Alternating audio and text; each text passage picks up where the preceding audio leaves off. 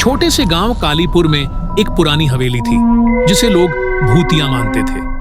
कहा जाता था कि उस हवेली में कोई अंदर गया तो कभी लौटकर नहीं आया। गांव वालों ने कई बार अजीबोगरीब आवाजें सुनी थीं, मानो कोई रो रहा हो या किसी के कदमों की गूंज हो रही हो। एक रात गांव का निडर युवक रवि ने चुनौती स्वीकार की और सच जानने के लिए हवेली में जाने का फैसला किया।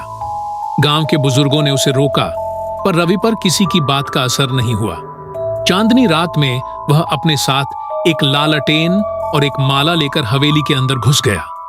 जैसे ही उसने दरवाजा खोला, एक ठंडी हवा का झोंका आया और लालटेन की रोशनी मद्धम पड़ गई। हवेली के अंदर धूल और जाले थे और हर कोने में अजीब सी सिहरन महसूस हो रही थी। अचानक एक काली परछाई उसके सामने से गुजरी। रवि का दिल जोरों से धड़कने लगा। उसने "कौन है?" चिल्लाया, लेकिन कोई जवाब नहीं आया।